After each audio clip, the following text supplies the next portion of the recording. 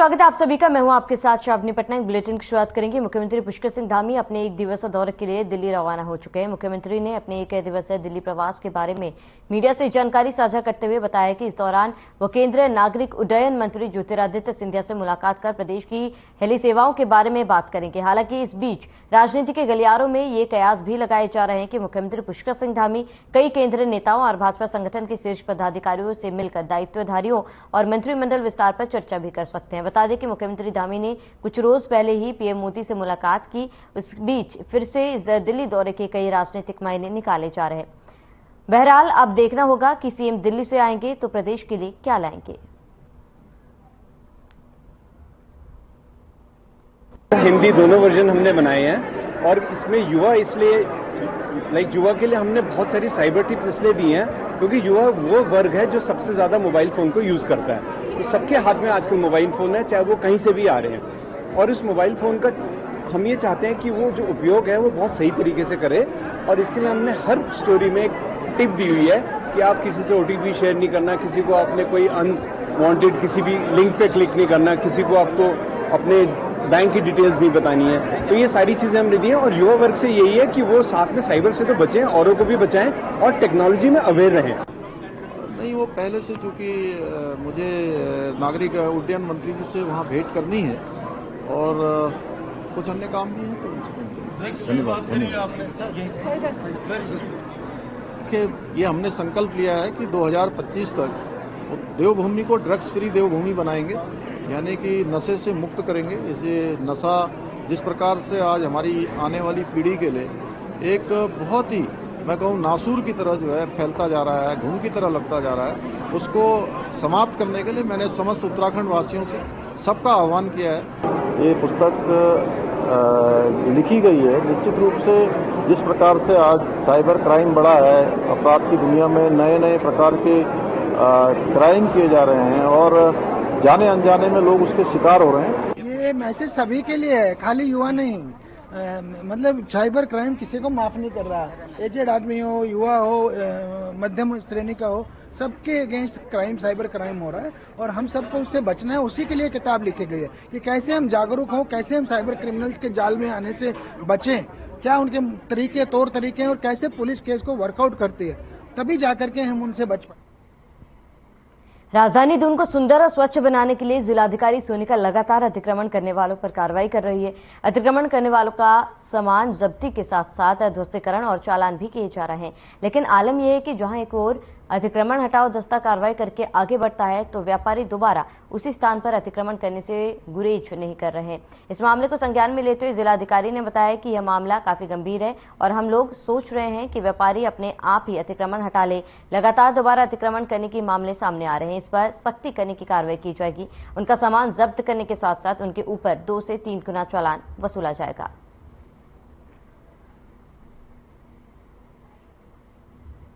Challenge हमारे पास है ही, हमारी टीम के द्वारा ये फेस किया जा रहा है कि जितनी बार हम एनक्रोचमेंट हटा रहे हैं कुछ जगहों पे वापस आ जा रहे हैं। तो एक तो हमने हेवी पेनल्टी जो कि हम कर ही रहे हैं और साथ ही साथ उसके बाद कोई और विधिक कार्रवाई करनी होगी तो हम करेंगे। अभी हम ये चाह रहे हैं कि ये बिहेवियर में ही आ जाए, बिहेवियर चेंज हो जाए कि लोग अपने आप ही फुटपाथ से हट जाएं। और फुटपाथ क्योंकि पेडेस्ट्रियन के लिए है, जो कि इस शहर के सिटीजन्स हैं उनके लिए है, उनको ये बात समझ आ जाए और वो अपने ही लेवल पे फुटपाथ से सारा एनक्रोचमेंट हटा दें। देहरादून के सुदोवाला में पुलिस ने 2 मेडिकल स्टोर से नशे की दवाओं की बड़ी खेप पकड़ी है। इन दवाओं को बेचने के आरोप में 2 सगे भाइयों को गिरफ्तार भी किया गया।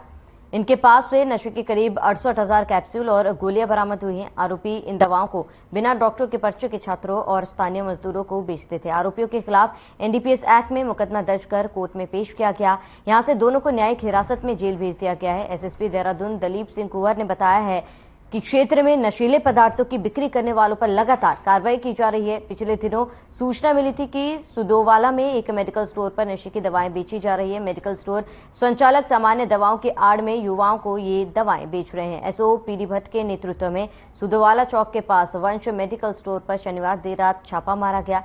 संचालन कृष्ण कुमार निवासी बल्लूपुर फ्रेंड्स कॉलोनी को हिरासत में लेकर पूछताछ की गई। उसके पास मेडिकल स्टोर संचालन के लिए वैध लाइसेंस नहीं था।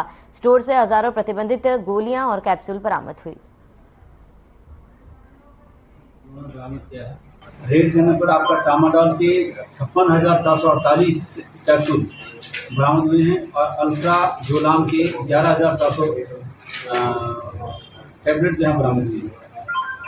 मार्केट में ये जो भारी खेप है इसका कीमत जो है लगभग 50 लाख रुपया आगे गई है। पिछले 1.25 साल से हरिद्वार जेल में बंद रहा प्रवीण वाल्मीकि हाईकोर्ट के आदेश पर सितारगंज जेल में शिफ्ट हो गया है। प्रवीण वाल्मीकि कुख्यात सुनील राठी का सबसे नजदीकी माना जाता है। गैंगस्टर सुनील राठी की दूसरे जेल में शिफ्टिंग अब तक नहीं होने से जेल प्रशासन की नींद उड़ रही थी। जेल प्रशासन राठी को दूसरी जेल में शिफ्ट करने के लिए 6 महीने में 5 चिट्ठियां शासन को लिख चुका है, लेकिन चिट्ठी फाइलों में कैद होकर रह गई। आखिर उच्चाधिकारी राठी के सामने बेबस क्यों नजर आ रहे हैं? पश्चिमी उत्तर प्रदेश के कुख्यात गैंगस्टर सुनील राठी को पिछले साल अक्टूबर में नाटकीय ढंग से दिल्ली तिहाड़ में रोशनाबाद जेल में शिफ्ट किया गया था।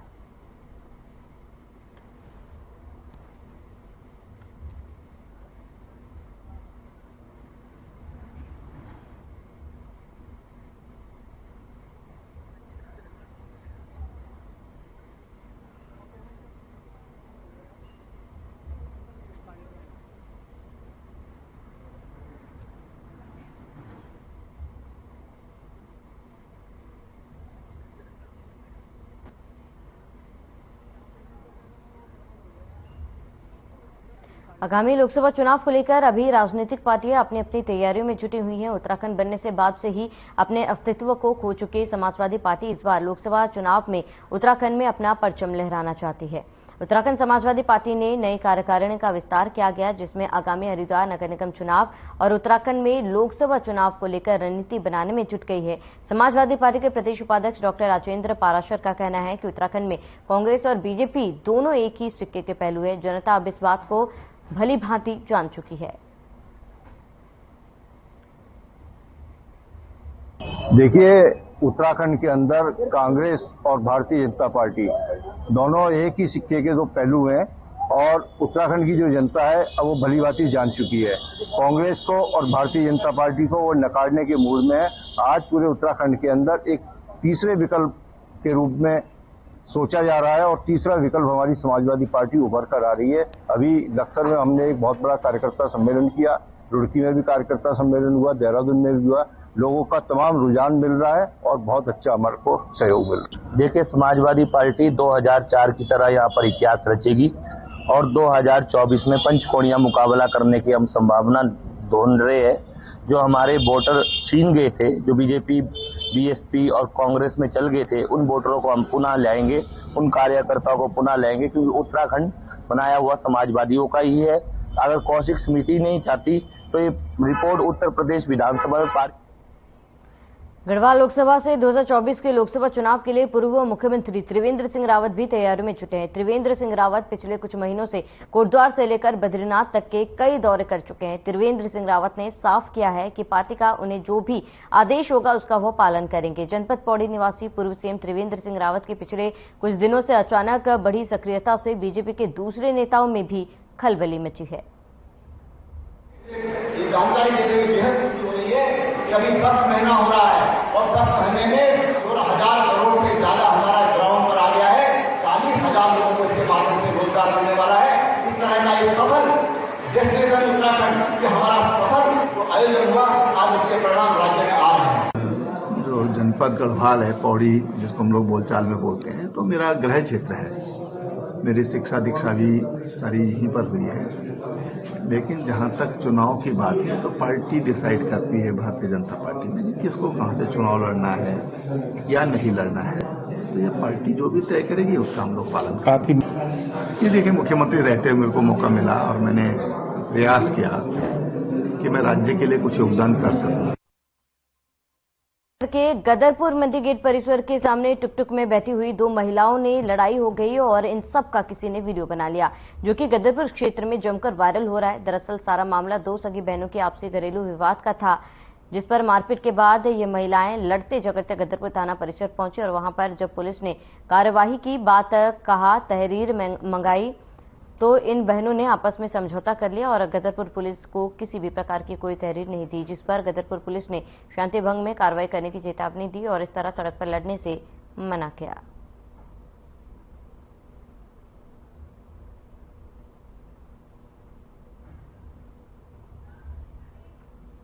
देहरादून में नशीली दवाइयों की कालाबाजारी की सूचना मिलने पर जब पुलिस द्वारा रेड की गई तो इतनी बड़ी मात्रा में नशीली दवाइयां मिलने पर खुद पुलिस के होश उड़ गए। पुलिस को सूचना मिली थी कि बल्लूपुर चौक पर 2 मेडिकल स्टोर नकली दवाइयों को बेचने का काम कर रहे हैं। मामले की तफ्तीश करने पर पुलिस को ट्रामाडोल की 56,448 और एल्फ्राजोलम की 11,400 टैबलेट बरामद हुई है, जिनकी कीमत बाजार में 50 लाख के करीब आंकी गई। बता दें कि यह दोनों ही दवाइयां बिना मेडिकल प्रिस्क्रिप्शन के नहीं दी जाती है, जबकि जिन मेडिकल स्टोर पर यह दवाइयां बेची जा रही थी उनके पास खुद दवाई बेचने तक का लाइसेंस नहीं है। यह दोनों ही स्टोर कृष्ण कुमार और विनय कुमार नामक 2 सगे भाइयों द्वारा संचालित किया जा रहा है। पूछताछ में इन दोनों ने बताया कि इन्हें दवाइयों की कालाबाजारी करते हुए 10 साल हो गए हैं। वहीं रेसकोर्स निवासी इंद्रजीत से यह दोनों इन दवाइयों को खरीदा करते थे। पुलिस का कहना है कि इंद्रजीत की भी जल्द ही अरेस्टिंग की जाएगी। जनपद स्तर पर हमारी टीमें लगी हुई थी। जैसे हम लोग काम करते हैं, इसमें वगैरह बहुत भारी संख्या में मात्रा में हम लोगों ने बरामद किया है, आधा किलो से लेकर के छोटी छोटी मात्रा में। इसी सिलसिले में हम लोगों की टीमें बची हुई थी। जानकारी मिली कि सिद्धोवाला में एक वंश मेडिकल स्टोर है, वहां पर आपकी जो प्रतिबंधित दवाइयां हैं, जो कि डॉक्टर की प्रिस्क्रिप्शन के अलावा बेचा नहीं जा सकता, जिसमें आपका ट्रामाडोल है, अल्फ्राजोलम है, ये दवाइयां प्रतिबंधित दवाइयां इलीगल तौर से बेची जा रही हैं। हमारी टीम गई, हमारी टीम ने जब पुख्ता हुआ कि भाई बेचे जा रही हैं, तो हमने फिर कल शाम को रेड किया। रेड करने पर आपका ट्रामाडोल के 56,448 कैप्सूल बरामद हुए हैं और अल्फ्राजोलम के 11,400 टैबलेट जो है बरामद हुए हैं। वहीं देहरादून में प्रशासन ने जमीन और भवनों की खरीद फरोख्त में 18.67 करोड़ की स्टॉप शुल्क की चोरी पकड़ी है, जिसके चलते शुल्क चोरी करने पर 7 लोगों को जुर्माना और ब्याज के साथ रकम जमा करानी होगी। दरअसल प्रशासन को शिकायत मिल रही थी कि कुछ मामलों में जमीन और भवनों की खरीद फरोख्त में सर्कल रेट या कम एरिया दिखाकर रजिस्ट्री कराई गई थी। ऐसा कर स्टॉप शुल्क कम जमा कराकर सरकार को राजस्व की चपत लगाई जा रही थी। इस पर डीएम सोनिका ने स्टॉप शुल्क चोरी के मामलों में कार्रवाई के निर्देश दिए। एडीएम रामजी शरण शर्मा ने बताया कि संपत्तियों का मुआयना किया गया। जांच में 18,67,226 के स्टॉप ड्यूटी में कमी पाई गई। संबंधित संपत्ति मालिकों पर 8,45,509 रुपए का अर्थदंड लगाया गया है। साथ ही 6,24,130 रुपए ब्याज सहित कुल धनराशि 33,46,865 जमा कराने के लिए नोटिस जारी किए गए और अगर धनराशि जमा नहीं कराई जाती है तो संबंधित डिफॉल्टर से 10% और धनराशि ली जाएगी। वर्तमान में स्टाम्प शुल्क में काफी मामले आए हैं और इनका हमने जब जांच किया तो 18,67,000 के आसपास हमारी स्टाम्प कमी के नोटिस हमने जारी किए थे, जिनका स्पॉट इंस्पेक्शन करने के बाद इसमें 8,45,000 का अर्थदंड और 6,34,000 का ब्याज लगा के कुल 33,42,000 रुपए के स्टाम्प के मामले अभी तक डिसाइड हुए हैं और जिनमें नोटिस जारी हो चुके हैं और इनको अगर तत्काल जमा नहीं कराया जाता है तो संबंधित डिफॉल्टर से 10% एक्स्ट्रा लेके लगभग 36 लाख रुपए की वसूली अब ये अगले कुछ दिनों में जमा कराएगी।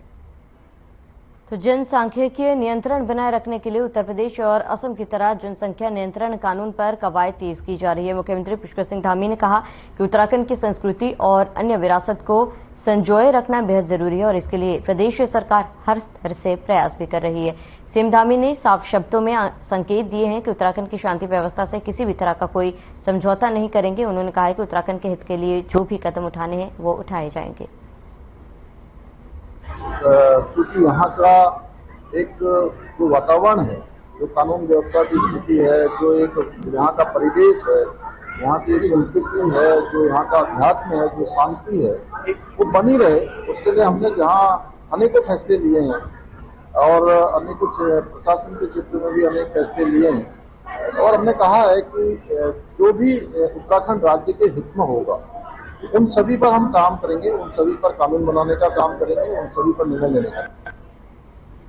खबर जनपद उधम सिंह नगर के जसपुर क्षेत्र के गुल्लरगोजी गांव से है, जहां ग्राम समाज की सरकारी भूमि से राजस्व विभाग ने बुलडोजर चलाकर भूमि से अतिक्रमण हटाया गया। उक्त जमीन पर जल जीवन मिशन के तहत भूमि पर टंकी का निर्माण किया जाएगा।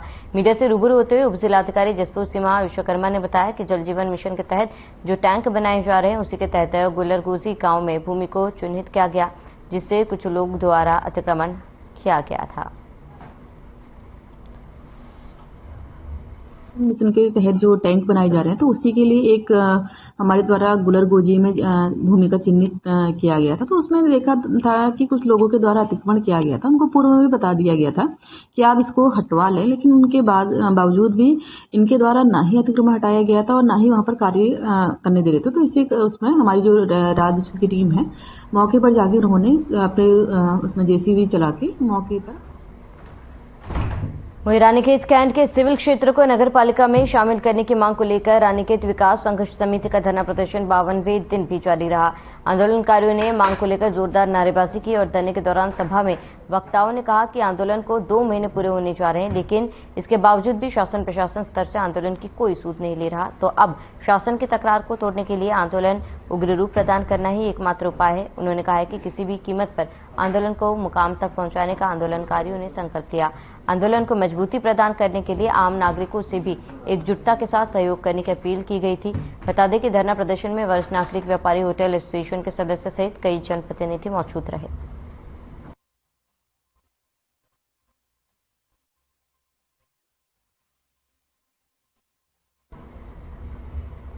कांग्रेस के संगठनात्मक रानीखेत जिले में महिला कांग्रेस टीम का गठन किया गया। कांग्रेस कार्यकर्ताओं की बैठक में महिला कांग्रेस रानीखेत जिला अध्यक्ष गीता पवार ने जिले में अपनी नई टीम की घोषणा की थी। जिला कार्यकारिणी में ताड़ीखेत की पूर्व ब्लॉक प्रमुख रचना रावत को संरक्षण, जबकि नवगठित कार्यकारिणी के लिए नेहा शाह, मेहरा नगर अध्यक्ष बसंती डोरियाल और उपाध्यक्ष कुसुम जोशी को, नगर महासचिव माधवी दलाल को, नगर सचिव रेखा आर्य को नगर कोषाध्यक्ष नियुक्त किया गया। नवमनोनीत पदाधिकारियों ने पार्टी को मजबूती प्रदान करते हुए अधिक से अधिक मातृशक्ति को जोड़ने का संकल्प लिया। इस मौके पर महिला कांग्रेस कार्यकर्ताओं ने बजरंग दल की सद्बुद्धि के लिए हनुमान चालीसा का पाठ भी किया। बैठक में पीसीसी कैलाश पांडे, नगर अध्यक्ष उमेश भट्ट, अगस्त लाल शाह, वरिष्ठ महिला सदस्य गीता सचवान, नगर उपाध्यक्ष कुलदीप कुमार, अध्यक्ष Tarikhet block Congress committee SC प्रकोष्ठ कंचन आर्य, नगर उपाध्यक्ष विजय तिवारी, मीडिया प्रभारी सोनू सिद्दीकी, पंकज थापा सहित तमाम कांग्रेस कार्यकर्ता मौजूद रहे। आप कह सकते हैं खूबियां हैं वो हम खुल करके बाहर निकाल सकते हैं, अपना काम कर सकते हैं, अपनी एक कार्यशैली से लोगों में प्रभाव छोड़ सकते हैं और उसके अलावा हम अपनी पार्टी को मजबूत कर सकते हैं इससे, ठीक है ना। तो मेरा अपनी बहनों से यही अनुरोध है कि आज हम बहुत ज्यादा चर्चा न करके सबसे पहले अपनी कार्यकारिणी का गठन कर लेंगे।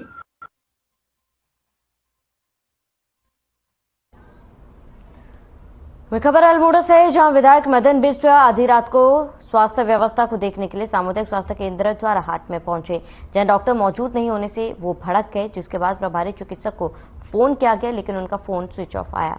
वहीं क्षेत्र विधायक मदन बिष्ट ने मुख्य चिकित्सा अधिकारी अल्मोड़ा को फोन कर व्यवस्था की जानकारी मांगी। विधायक ने कहा है कि बार बार समझाने के बावजूद भी अस्पताल में कोई डॉक्टर रात में मौजूद नहीं होता, जिस कारण कोई भी मरीज यहां भर्ती होने से घबराते हैं। इसमें चाहे कोई भी हो, मैं स्वास्थ्य की सुविधाओं को मैं सुधारूंगा। सरकार किसी की भी हो, सरकार की जुमलेबाजी की सरकार, झूठों की सरकार, जिस तरीके से बीजेपी इस प्रदेश में शासन और राज्य चला रही है वो हमें बर्दाश्त नहीं है। लेकिन हमारे पास मौका बहुत है, कोई भी आदमी इसमें कोई भी अनियमितता बरतेगा उसको मैं बर्दाश्त नहीं करूंगा। 18 डॉक्टर्स दोराट के अंदर से दे आर फ्रेशली एमबीबीएस। भाई ड्यूटी इज ड्यूटी, सरकार उनको तनख्वाह दे रही है तो कम से कम उनको अपने कार्य की भी जिम्मेदारी रखनी चाहिए। कैबिनेट मंत्री प्रेमचंद अग्रवाल की शिवाजी नगर निवासी सुरेंद्र सिंह नेगी और उसके साथी के साथ मारपीट की वायरल हुई वीडियो के मामले में बवाल थमता हुआ नजर नहीं आ रहा। सुरेंद्र सिंह नेगी के समर्थन में सैकड़ों लोग कोतवाली का घेराव करने पहुंचे और समर्थकों ने प्रशासन के खिलाफ जमकर नारेबाजी करते हुए प्रदर्शन किया। उन्होंने आरोप लगाया कि सुरेंद्र सिंह नेगी की तहरीर पर दर्ज किए गए मुकदमे में कैबिनेट मंत्री प्रेमचंद अग्रवाल का नाम शामिल नहीं किया गया। सुरेंद्र सिंह नेगी को कैबिनेट मंत्री से जान का खतरा है और उनको अभी तक किसी भी प्रकार की पुलिस ने सुरक्षा की उपलब्धता नहीं कराई है। काफी देर तक पुलिस समझाने का प्रयास करती रही, लेकिन प्रदर्शनकारी कैबिनेट मंत्री का नाम एफआईआर में शामिल करने की मांग और गिरफ्तारी को लेकर अड़े रहे।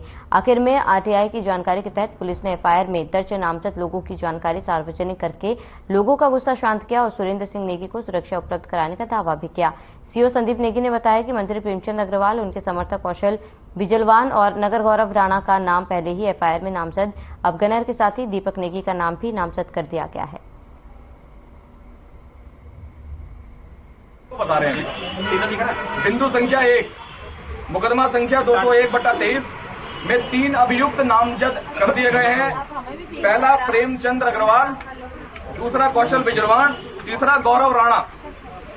बिंदु संख्या 2 में जवाब है, उक्त अभियोग में एक अन्य अभियुक्त दीपक नेगी का नाम भी प्रकाश में आया है, जिसे नामजद किया गया है। तो 4 लोग नामजद हो चुके हैं अब तक। बिंदु संख्या 3, 5 मई 2023 को जो चौकी एम्स में तहरीर दी गई है, उसको भी जांच में समायोजित किया जाएगा। बिंदु संख्या 4, सुरक्षा के मद्देनजर इन्होंने बताया कि सुरेंद्र नेगी जी को जो पुलिस हिरासत में पुलिस में सुरक्षा में बैठाया गया था, उसका कोई व्यक्ति उसके साथ कोई व्यक्ति किसी प्रकार का कोई मतलब उनका यह था कि सुरक्षा की दृष्टि से हमने रखा था और मेडिकल के लिए बोला नहीं गया था, इसलिए मेडिकल नहीं कराया गया। है कि हमारी वो मजबूरी थी, इसे हम क्या मजबूरी समझे? ये प्रशासन का दबाव है ये प्रशासन का। ये कहते हैं कि ये हमारी मजबूरी थी कि हम उनको ट्रीटमेंट नहीं दे पाए। ये हर एक थाने से थाने रात भर घुमाते रहे और इनको ट्रीटमेंट देने का टाइम नहीं मिला। ये कहते हैं, इसे मैं क्या समझो? इसे मैं राजनीति दबाव समझो। इनके ऊपर ये राजनीति दबाव है।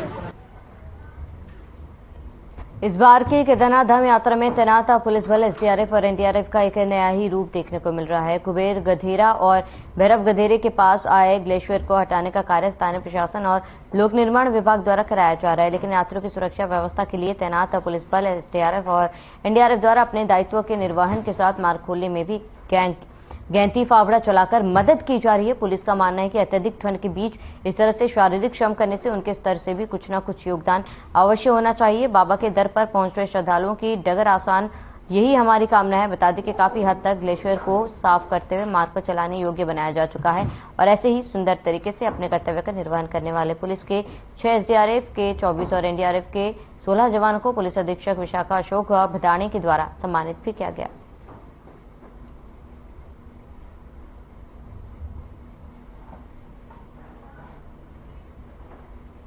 उधम सिंह नगर जनपद में 1 दिवसीय दौरे पर केंद्रीय मंत्री अनुप्रिया पटेल ने पंतनगर के एनएचसी और प्रसंस्कृत खाद्य उत्पाद निर्यात विकास प्राधिकरण की समीक्षा बैठक ली। उन्होंने कहा कि वाणिज्य मंत्रालय के तहत एपीडा एग्रीकल्चर एक्सपोर्ट के बढ़ावे के लिए बेहतर कार्य कर रही है। कहा, उत्तराखंड में भी विभिन्न प्रकार के कृषि और उद्यान के उत्पाद हैं, जिनको हम निर्यात की दृष्टि से चिन्हित करके उनके निर्यात को बढ़ावा देना चाहते हैं। उन्होंने बताया कि उत्तराखंड के उत्तरकाशी, टिहरी और कालाडूंगी में उद्यान के फसलों से संबंधित पैक हाउस की स्वीकृति मिल चुकी है, जिसका काम जल्द ही शुरू कर दिया जाएगा। उन्होंने बताया कि संबंधित अधिकारियों ने NADL लैब के लिए प्रस्ताव बनाकर शासन को भेज दिया है, जिसकी संस्कृति मिलते ही कार्य प्रारंभ कर दिया जाएगा। पंतनगर में बैठक के बाद अनुप्रिया पटेल रामपुर में चुनाव प्रचार के लिए रवाना होगी।